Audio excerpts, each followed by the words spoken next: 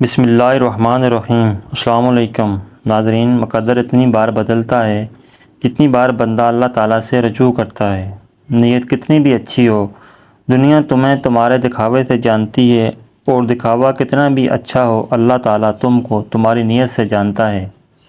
ہمیں سب سے زیادہ تکلیف اس وقت ہوتی ہے جب اللہ تعالیٰ ہمیں کسی کا اصلی رنگ دکھاتا ہے اور ہم بار بار حقیقت کو ماننے سے انکار کرتے ہیں۔ قبولیت کا پہلا قدم کامل یقین ہے۔ اپنے ارادوں میں مخلص رہو، تم اللہ پاک کی مدد کو اپنے ساتھ پاؤ گے۔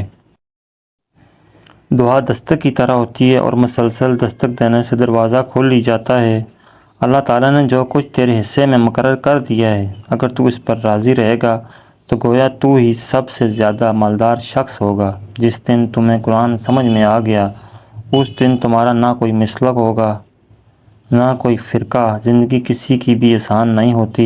زندگی کو آسان بنایا جاتا ہے پیار سے، خلوص سے، اور سب سے بڑھ کر برداشت سے۔ اسلام نے عورت کو قید نہیں کیا بلکہ ہوس پرستوں کی نظروں سے محفوظ کیا ہے۔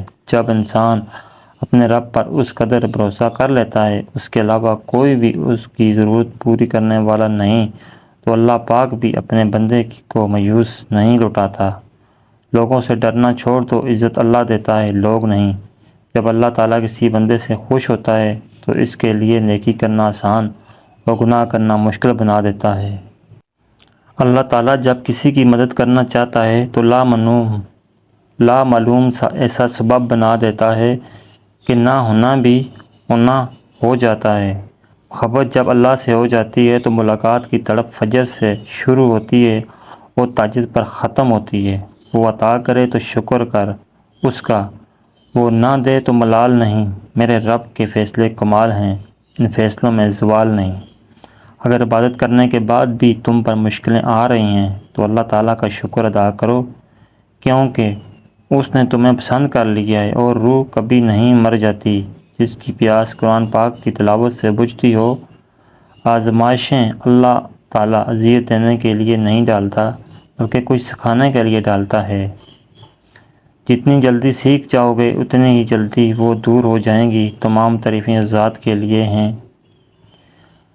جسے توڑے اسے کوئی جوڑ نہیں سکتا، اور جسے وہ جوڑے اسے سارے توڑنے والے مل کر بھی توڑ نہیں سکتے۔ کھجور کی گٹھلی پر باریک سا جاری نما ایک چھلکا ہوتا ہے۔ اللہ تعالیٰ فرماتا ہے انسان تو اس کا بھی مالک نہیں، پھر اکڑ کیسی؟ صرف انسانوں سے حوصلہ افزائی کی امید رکھو گے تو ضرور مایوس ہو جاؤ گے۔ اور جو لوگ محنت اپنے اللہ تعالیٰ سے اجر پانے کے لیے کرتے ہیں وہ کبھی مایوسی کا سامنا نہیں کرتے۔ ایک وقت آتا ہے کہ نہ کوئی اچھا لگتا ہے، نہ برا، نہ صحیح نہ غلط، کیونکہ وہ دل سے اتر چکے ہوتا ہے۔ تو پھر اس سے نہ ہی نفرت ہوتی ہے اور نہ ہی محبت رہتی ہے۔ جب اللہ تعالیٰ کسی کو پسند کرتا ہے تو اس کی پریشانیاں بڑھا دیتا ہے تاکہ اسے اپنے قریب کر سکے۔ جو شخص پابندی سے استغفار کرتا رہتا ہے اللہ تعالیٰ اس کے لیے ہر تنگی سے نکلنے کا راستہ بنا دیتا ہے۔ جھوٹ بول کر بھی بھروسہ توڑنے والوں سے بہتر ہے سچ بول کر رشتہ توڑ دیا جائے۔ رشتہ پھر جڑ جائے گا، بھروسہ کبھی نہیں جڑتا۔ مجھے قدرت کے ایک عمل سے بہت پیار ہے، مکافات عمل سکون سا آ جاتا ہے یہ لفظ سن کر کہ جو جیسا کرے گا ویسا بھرے گا۔ تم جنت نہ مانگو بلکہ تم دنیا میں ایسے کام کرو کہ جنت تم کو مانگے۔ شخص کے لیے جو دوسروں کے عیب ڈھونڈتے ہیں اور لوگوں کی پیٹھ پیچھے برائی کرتے ہیں، میں اپنا ہر غم اللہ تعالیٰ کو بتاتا ہوں، کیونکہ میرے غموں کا علاج صرف میرے اللہ تعالیٰ کے پاس ہے۔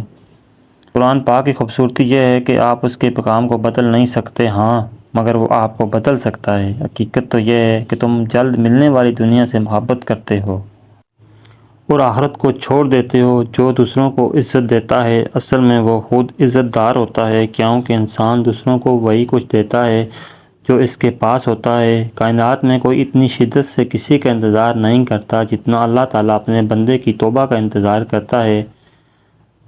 دوستو، امید کرتا ہوں کہ آپ کو ہماری ویڈیو اچھی لگی ہوگی۔ اگر آپ کو ہماری ویڈیو اچھی لگی ہے تو لائک کیجئے، شیئر کیجئے، اور مزید اچھی ویڈیوز کے لیے ہمارے چینل کو سبسکرائب کریں۔ ویڈیو دیکھنے کا بہت بہت شکریہ۔ جزاکم اللہ خیر۔